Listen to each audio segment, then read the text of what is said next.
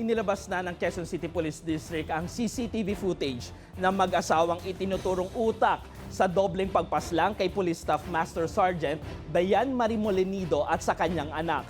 Makikita sa video na kasama nila ang tatlo nilang anak nang mag-check-in sa isang hotel matapos umano'y itapon ang mga bangkay. Ayon kay Interior Secretary John Vic Remulla, nagpakita ng psychopathic criminal tendencies ang mga suspect dahil sinama pa ang mga bata sa pagtatapon ng mga bangkay sa magkahiwalay na lugar sa Pulilan, Bulacan at Victoria, Tarlac. Samantala, hinatid na ngayong Huwebes sa huling hantungan sa Heritage Park sa Taguig City si Police Officer Molinido at ang kanyang 8 taong gulang na anak na si John Ismael.